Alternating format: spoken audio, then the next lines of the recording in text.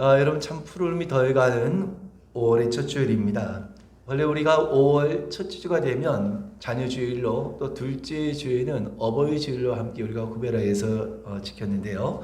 올해는 따로 이렇게 구분하지 않고 함께 우리가 첫 번째 함께 가정의 달로 맞이하면서 그 의미를 다시 한번 새길 수 있는 그런 축복의 시간이 되기를 원합니다. 여러분, 우리가 이 땅의 모든 자녀들이 부모를 기쁘시게 해드리는 것은 마땅한 일이다라고 할 수 있습니다. 그 가운데서 특별히 우리 그리스도인들에게 있어서 하나님께서 주신 가장 중요한 명령 가운데 하나가 바로 부모를 공경하며 그 부모를 기쁘시게 해드리는 것이다 라고 할 수 있습니다. 사람의 손가락이 왜 10개인가 라고 하는 질문이 있습니다. 3개일 수도 있고 4개일 수도 있고 여러분 그 이상일 수 있는데 왜 사람의 손가락이 10개일까? 혹시 여러분 그런 생각을 해보셨습니까? 무엇 때문에 하나님께서 우리의 손가락을 10개로 만드셨을까? 아마 여러 가지 이유를 우리가 생각해 볼 수 있겠지만요. 어떤 누군가 왜 사람의 손가락이 10개인가 관해서 이야기한 적을 들은 적이 있었는데요. 참 마음에 와닿았던 그런 이야기가 있습니다. 여러분 왜 10개일 것 같습니까? 제가 듣기로는요, 하나님께서 우리에게 손가락을 10개를 주신 이유는 어머니의 뱃속에서 10개월 동안 그 은혜를 세기 위함이다라고 이야기하더라는 것입니다. 물론 우리가 꼭 그렇다라고 단정 지을 수 없지만 어떻게 보면 참 그럴듯한 그러한 이야기지 않습니까? 여러분, 사람은 지금의 모습만을 보면서 나 혼자 태어나고 나 혼자 살아온 것처럼 그렇게 생각하지만 사실 누구나 이 땅에 부모가 없는 사람은 단 한 사람도 없다라는 것입니다. 부모란 존재는 내 의지와는 상관없이 정하여진 존재인 것입니다. 그리고 우리가 이 땅에서 태어날 수 있게 하신 가장 고마운 분들이자 또 이 부모라고 하는 존재는 특별히 어떤 자격과 조건이 있어서가 아니라 바로 부모라고 하는 이름만으로 자녀에게 공경과 사랑을 받기에 합당한 존재다라고 말할 수 있는 것입니다. 여러분, 부모가 자녀를 낳고 자식을 낳고 기르는 것은 그 무엇보다도 희생이 필요하기에 참으로 이 부모가 된다고 하는 것은 대단히 사실 인간적으로도 힘들고 어려운 일이기도 한 것입니다. 저도 자식을 놓고 키우다 보니까 예전에 어른들이 내가 혼자 산 줄 알았지, 내가 혼자 큰 줄 알았지, 이와 같이 말씀하실 때 그게 사실 그렇게 크게 와닿지 않았지만요, 점점 시간이 지나면서 그 의미를 이해할 수 있게 되는 것입니다. 여러분, 요즘 우리 사회의 가장 큰 문제 가운데 하나가 바로 저출산이라고 합니다. 지금 대단히 심각한 사회 문제가 되고 있는데요, 왜 우리나라와 이와 같이 저출산이 심각한 사회 문제가 되었는가? 많은 사람들이 이야기하기를 경제적인 그 이유가 가장 큰 원인이다라고 이야기하더라는 것입니다. 여러분, 우리 한 가정에서 아이가 태어나서 정상적으로 다른 아이들이 어쨌든 하는 만큼 그렇게 아이들을 돌보며 또 아이들을 케어할 때 들어가는데 이 아이가 성인이 되기까지 들어가는 여러분 경제적인 비용이 얼마나 여러분 된다고 생각하십니까? 얼마나 될까요?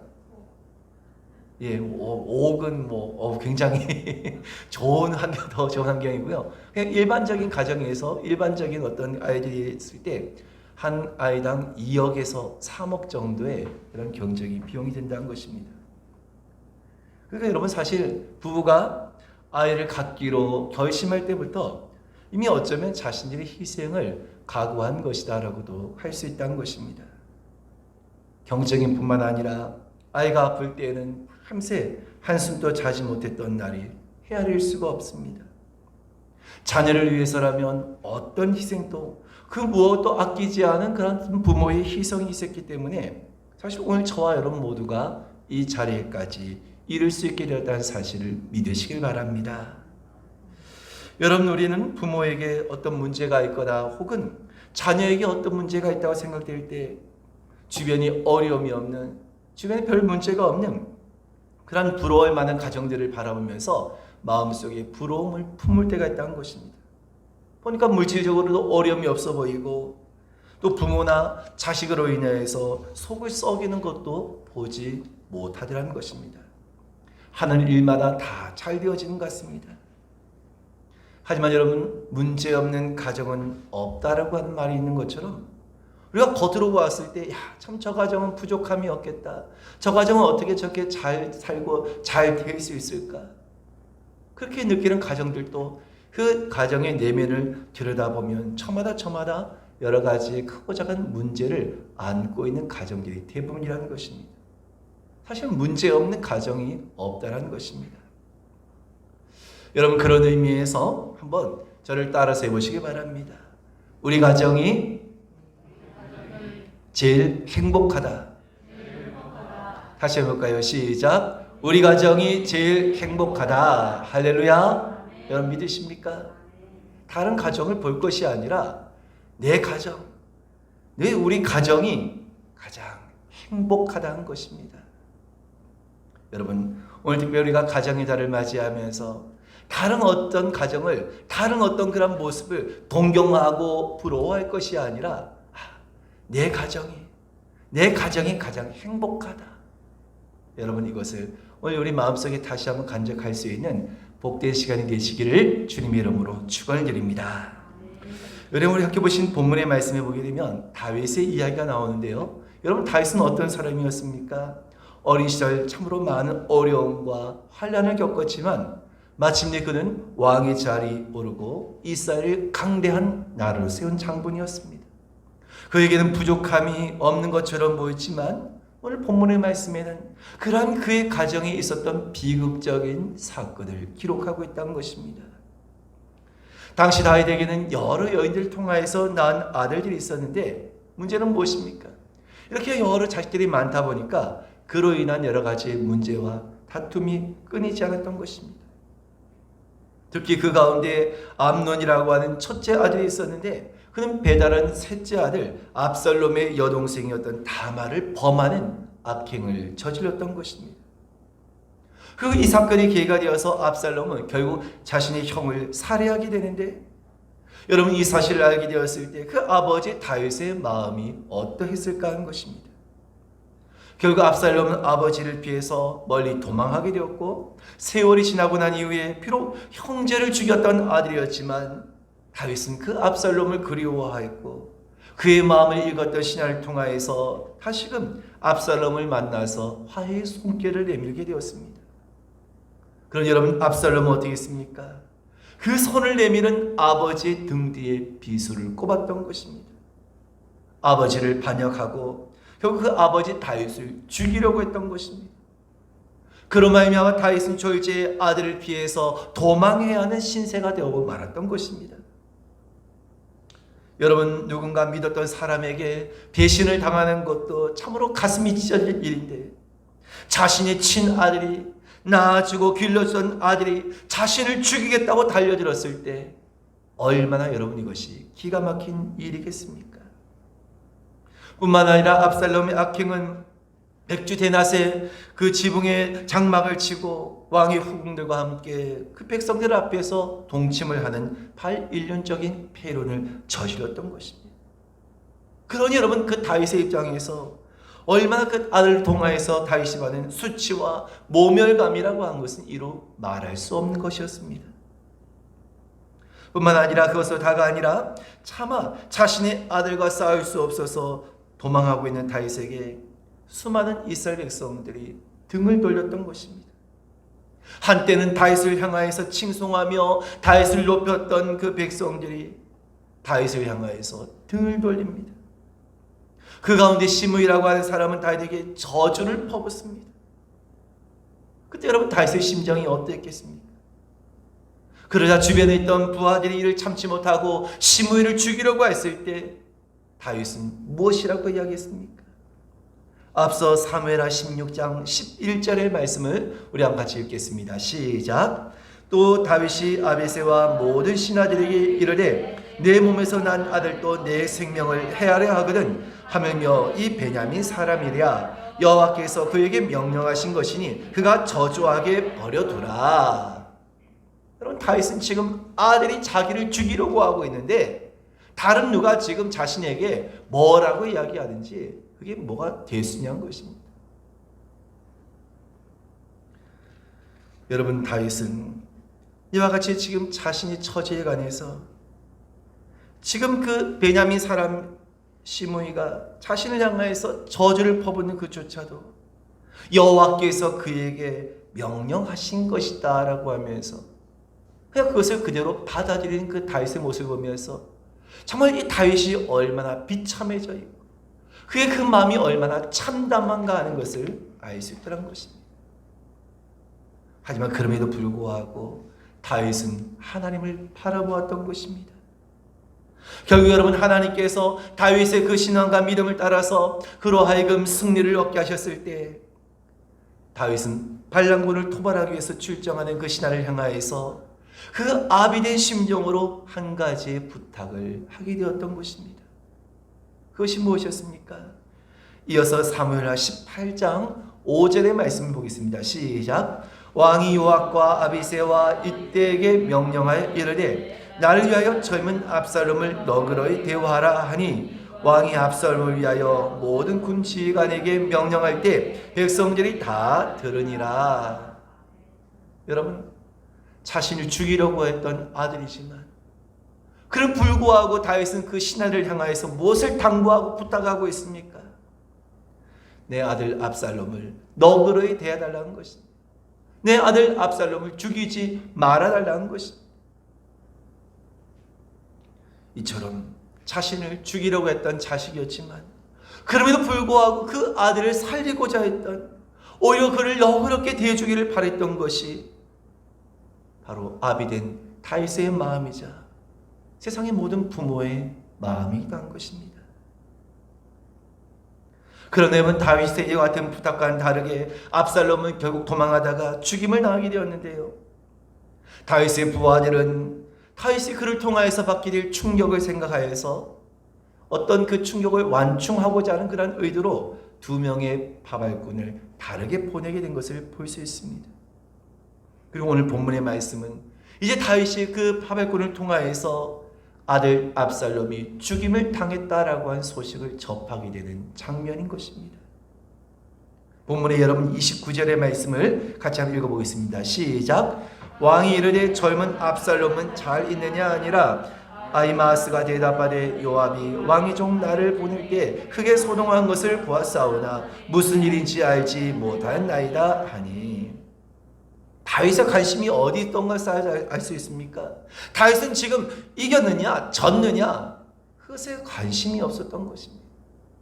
오로지 그의 아들 압살롬의 생사에 그의 관심이 있었던 것입니다.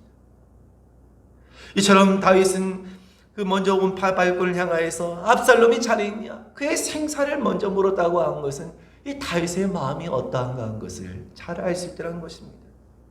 하지만 아히마아스는 전쟁에서 승리를 거뒀음에도 불구하고 그 아들 압살롬의 생사에 관해서는 모르겠다라면서 답변을 회피합니다. 아마도 여러분, 다윗은 그 마음속에 이 첫 번째 파발꾼이 이와 같이 그 대답을 답변했을 때 이미 마음의 대충은 어떤 짐작을 하고 아마 마음의 준비를 했을 수도 있었을 것입니다. 근데 두 번째 파발꾼인 굿 사람이 도착했을 때 또다시 다윗이 뭐라고 묻습니까? 32절의 말씀 보겠습니다. 시작.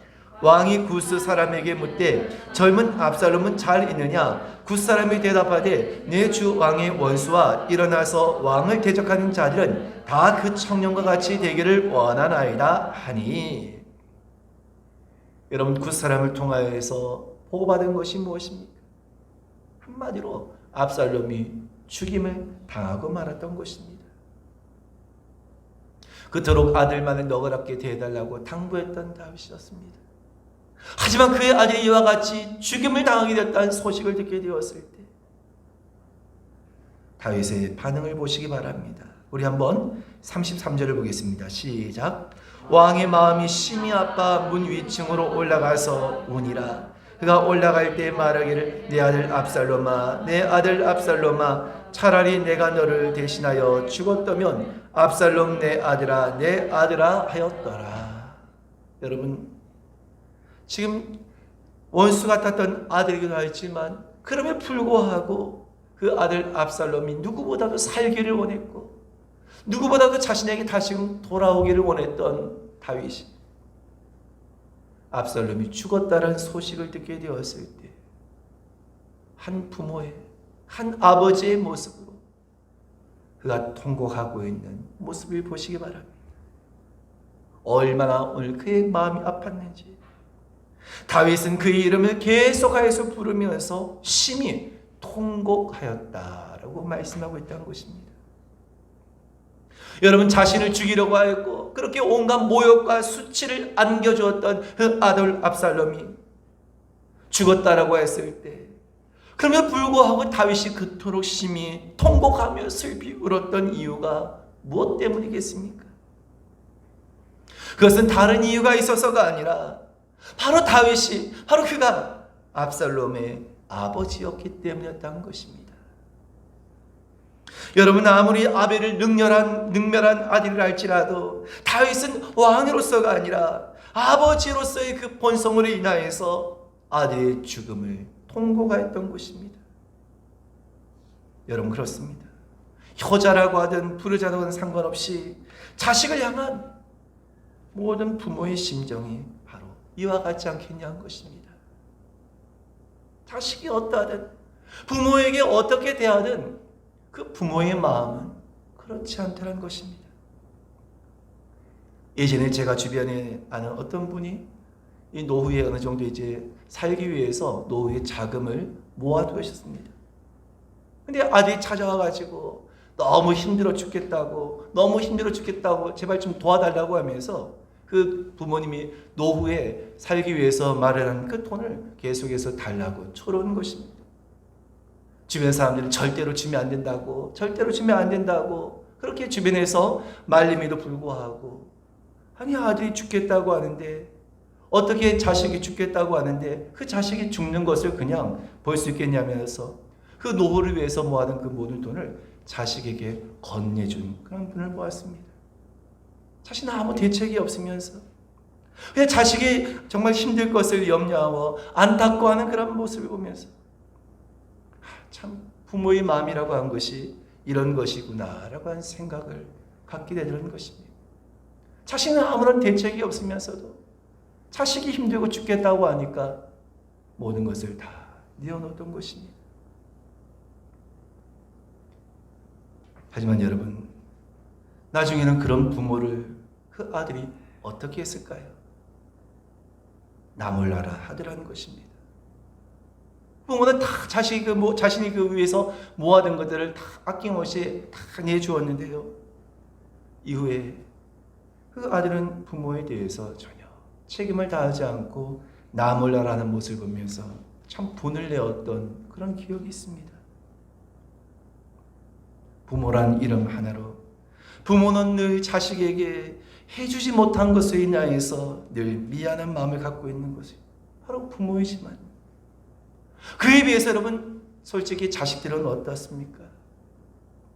물론 다는 아니겠지만요, 부모에게 해드리지 못하면 근데 형편이 어려운데 내 살기도 어려운데 어찌나 시키지 않습니까? 자식들은 그 해드리면 좋지만 못하면 내가 어려우면 그냥 그것으로 그냥 끝이다라는 것입니다. 부모와 같은 그런 마음을 찾아보기 어려운 것이 사실 솔직한 모습이지 않냐는 것입니다. 부모는 다 주는 것에 비해서 사실 자녀들은 부모를 위해서 그렇게까지 희생하지는 않다는 것입니다. 여러분, 부모가 자녀를 사랑하는 것은 인간의 노력이나 수고를 통해서가 아니라 하나님께서 세상의 모든 부모에게 본성으로 주신 마음이다라고 할 수 있는 것입니다. 다시 말해서 부모가 자녀를 향한 전적인 그 사랑과 희생을 가지도록 한 것은 하나님의 창조의 섭리이기도 한 것입니다. 그래서 아무리 악한 부모라 할지라도 그 자녀를 향하여서는 무조건적인 사랑을 가지고 있는 것입니다. 예수님께서 마태복음 7장 11절에 하신 말씀을 같이 한번 읽겠습니다. 시작. 너희가 악한 자라도 좋은 것으로 자식에게 줄 알거든 하물며 하늘에 계신 너희 아버지께서 구하는 자에게 좋은 것으로 주지 않겠느냐. 아멘. 아무리 악한 자라 할지라도 그 자식에게는 좋은 것을 주려고 한다는 것입니다. 여러분, 지금 자신의 아들이, 정말 이 다윗이 그 자신의 아들이 자신에게 칼을 꽂고 자신을 죽이려고 했지만 다윗이 어떻게 했습니까? 아들이 죽었다는 소식을 접하게 되었을 때 하나님과 그 모든 백성 앞에서 목 놓아 통곡하고 울었던 것은 바로 모든 세상의 부모의 모습을 또한 보여준 것이라고 할 수 있는 것입니다. 부모의 조건 없는 사랑은 결코 죄악된 우리 인간의 그런 마음에서 저절로 나올 수 없는 것입니다. 하지만 하나님께서 악한 인간이라 할지라도 자녀를 향한 그 사랑하는 마음을 바로 우리 가운데 불어넣으셨기 때문에 이것이 가능할 수 있는 것입니다. 그렇다면 왜 하나님께서 왜 이와 같이 악한 본성을 가지고 있는 인간에게 자식을 향한 그런 조건 없는 무조건적인 사랑과 희생을 할 수 있는 그런 마음을 주셨을까 하는 것입니다. 그 이유는 바로 이와 같이 자녀에 대한, 자식에 대한 그 부모의 조건 없는 그 사랑과 그 희생은 바로 하나님께서 우리를 향하신 그 사랑과 그 희생을 보이시기 위한 하나의 본보기로 바로 이 같은 사랑을 부모에게 주셨던 것입니다. 여러분, 생각해보면 하나님의 사랑과 부모님의 사랑에는 많은 공통점이 있습니다. 근데 그 가운데 하나가 다 표현하지 못한 그 속에 감추어진 사랑이 너무나도 많다는 것입니다. 그래서 여러분, 그 감추어진 사랑은 결코 자녀들이 다 사실은 이해하지 못하더라는 것입니다. 아벨을 죽이려고 했던 아들을 위해서 통곡했던 그 다윗의 마음처럼 참으로 그것을 자식은, 자녀들은 그 마음을 절대로 다 알지 못하더라는 것입니다. 여러분, 압살롬이 형 암논을 죽였을 때 그렇게 참으로 분노했던 그 아버지의 모습만을 기억했던 압살롬은 자신이 죽었다라고 하는 소식을 듣게 되었을 때 자신을 위해서 그렇게 슬피 울며 통곡할 것이라는 것을, 그 아버지가 그렇게까지 가슴 아파하며 통곡할 것이라는 것에 대해서 아마 압살롬은 미처 생각하지 못했을 것이라는 겁니다. 그래서 우리는 절대로 부모의 마음을, 그 부모의 사랑을 다 알지 못한다는 것입니다. 이것이 모든 자녀된 자들의 한계이기도 한 것입니다. 내가 아무리 부모의 마음을 다 안다 할지라도 그 마음을 절대로 다 이해할 수는 없는 것입니다. 여러분, 어떤 분들은 장성하에서도 예전에 어렸을 때 또 그 전에 부모에 대한 배신감과 그 상처를 가지고 살아계신 분들을 볼 수 있습니다. 어렸을 때 부모로 왔던 여러 가지의 크고 작은 상처가 장성하에서도 그 마음속에 상처로 남고 그 마음속에 분노로 자리 잡고 있는 일이 있다는 것입니다. 반대로 여러분, 부모도 어떻습니까? 자녀를 통하여서 상처받은 마음으로 살아가는 분들도 여전히 있다는 것입니다. 근데 여러분, 어느 쪽이 더 클 것 같습니까? 분명한 한 가지의 사실은 자식이 부모로부터 받은 상처는, 자식이 부모로부터 받았다고 생각하는 그 상처와 그 분노는 오랜 시간이 지나도 그것이 잘 지워지지 않고 그것이 잘 잊혀지지 않다는 것입니다. 근데 부모는 어떻습니까? 부모는 자식으로부터 받은 그 상처는, 그 아픔은 의외로 쉽게 사라지더라는 것입니다. 어떤 분들은 어려서부터 그 부모로 받은 그 상처로 인하여서, 그 분노로 인해서 그것을 잊지 못하고 장성하에서 여전히 자신의 부모를 저주하며 분노하며 살아가는 그런 일이 있던 것입니다. 근데 여러분, 정작 그런 분들 보시면 어떻습니까? 자신도 여전히 자녀들에게 완전한 부모가 되지 못하면서 여전히 그 마음속에 부모를 향한 원망한 마음, 분노하는 그런 미워하는 마음을 가지고 살아가더라는 것입니다. 근데 여러분, 부모는 어떻습니까? 자식이 때로는 서운하게 하고 때로는 자식이 가슴 아프게 못을 박는다 할지라도 부모는 그때뿐이라는 것입니다. 가슴에 품고 자식을 향하여서 분노하고 저주의 마음을 품고 평생을 그렇게 살지 않는다는 것입니다. 부모는 그때만 아플 뿐이고 그때만 서운하고 그때만 고통할 뿐이지 늘 자녀를 용납하고 그리워하고 기다리는 마음을 가진 것이 바로 부모의 모습이기도 하다는 것입니다. 여러분처럼 우리가 이 세상에서 부모의 사랑을 통해서 하나님의 그 사랑을 조금이라도 이해하고 깨달을 수 있게 되는 것은 이처럼 하나님의 은혜라고 할 수 있는 것입니다. 그래서 우리가 이 부모의 사랑을 가리켜서 하나님께서 우리를 향한 사랑의 그림자라고 이야기하는 것입니다. 여러분, 아이들이 부모의 곁에만 있으면 두려움이 없이 당당할 수 있는 것도 바로 부모의 존재가 나의 곁에 존재하기 때문인 것입니다. 하물며 여러분, 육신의 부모만 곁에 있어도 아이들이 그렇게 당당해질 수 있고 그렇게 두려움이 없어지는데, 창조주 하나님께서, 그 능력의 하나님께서 우리의 아버지가 되시고 지금도 나와 함께 하신다는 것을 믿게 될 때, 여러분, 이것은 우리에게 얼마나 큰 기쁨이며 우리에게 얼마나 감격스러운 일이겠습니까? 바로 이것을 하나님께서는 우리의 육신의 부모를 통하여서 우리에게 깨닫게 하신 줄로 믿으시길 바랍니다. 하나님께서 다섯 번째 계명으로 하신 말씀이 무엇입니까? 내 부모를 공경하라. 그리하면 너의 하나님 나 여호와가 내게 준 땅에서 내 생명이 길리라 라고 말씀하십니다. 그럼 여러분, 하나님께서 우리에게 정하신 우리 육신의 부모를 잘 공경하는 것이야말로 다른 어떤 것보다 우리가 이 땅에서 잘 되어지고 복을 받는 가장 분명하고 확실한 길이 된 줄로 믿으시길 바랍니다.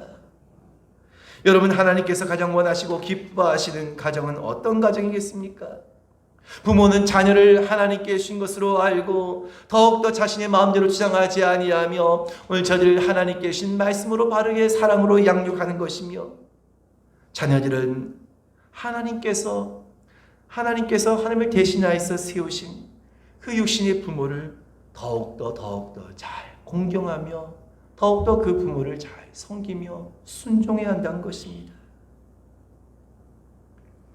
그러면 여러분, 우리 무엇보다도 오늘과 같이 하나님께서 주신 오늘 그 마음을 품고 내가 부모의 자리에서, 내가 자녀의 자리에서 온전히 하나님께서 우리에게 세우신 이 가정을 통하여서 하신 일들을 온전히 이룬 자리에 서야 하는 것입니다. 이를 위해서 여러분, 먼저 우리는 육신의 부모와 화목하시기 바랍니다. 자녀들과도 화목하시길 바랍니다. 이것이 왜 중요한 것이겠습니까? 그래야지 여러분, 우리가 영의 아버지와도 화목을 이룰 수 있기 때문인 것입니다. 바로 이를 위해서 바로 하나님의 아들 예수 그리스도께서 이 땅에 오셔서 우리를 위해서 십자가에서 죽으신 줄로 믿으시길 바랍니다. 원하기는 여러분, 오늘 5월의 달, 가정의 달을 맞이하면서 세상의 모든 자녀된 또한 저 여러분들이 하늘의 아버지와 육신의 부모를 잘 공경하고 섬김을 통하여서 하나님의 뜻을 이루고 또한 마침내 하나님께서 약속하신 복과 은혜를 누리신 저와 여러분 되시기를 주님의 이름으로 축원드립니다. 우리 함께 시간 기도하겠습니다. 우리